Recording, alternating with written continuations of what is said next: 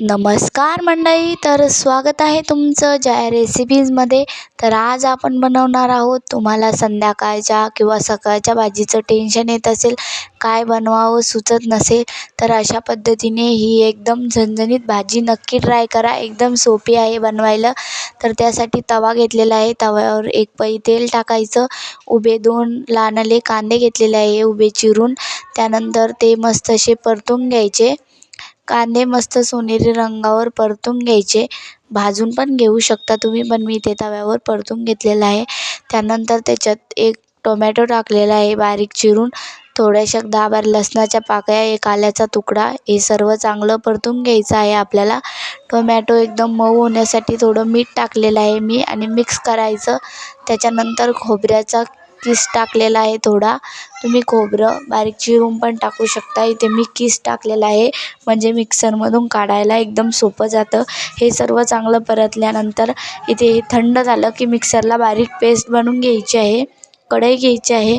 कढईत 2 पळी तेल टाकलेलं आहे. लाल तिखट, धनिया पावडर, किचन किंग मसाला, शेवभाजी मसाला, कांदा लसूण मसाला, हे सर्व मसाले चांगले आधीच परतून घ्यायचे तेलात, म्हणजे तरी चांगली येते.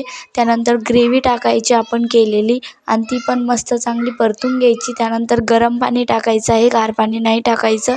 चवीनुसार मीठ टाकायचं आणि भाजीला एक उकळी काढायची थोडी. आणि त्यानंतर इथे मी बेसन पीठ घेतलेलं आहे. बेसन पीठ मस्त असं जसं आपण भज्याला मळतो त्यापेक्षा थोडंसं पातळ मळायचं आहे आणि झारी घ्यायची आहे. झारीवर बेसन पीठ टाकायचं आहे आणि मस्त असं बारीक आणि मस्त अशी खाली तुम्ही बघू शकता एकदम मस्त अशी शेव पडती. अशा प्रकारे मी इथे शेव पाडून घेतलेली आहे. तुम्ही बघू शकता ही शेव मस्त अशी शिजते पण चांगली आणि आपली शेवभाजी पण होते आणि एकदम भारी अशी भाजी होते. तुम्ही नक्की ट्राय करा अशा पद्धतीने. अजून पण जया रेसिपीला सबस्क्राईब नसेल केलं तर नक्की सबस्क्राईब करा. भाजी चांगली उकळी काढून घ्या भाजीला.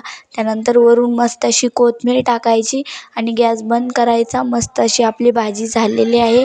इथे मी भाजी आता प्लेटीत घेणार आहे. तुम्ही बघू शकता एकदम मस्त आणि एकदम सोप्या पद्धतीने आपण, तुम्हाला संध्याकाळी पण काही सुचत नसेल भाजीला तर नक्की अशा पद्धतीने भाजी बनवा. रेसिपी पूर्ण बघा. रेसिपी आवडल्यास चॅनलला लाईक, शेअर, सबस्क्राईब करा. धन्यवाद.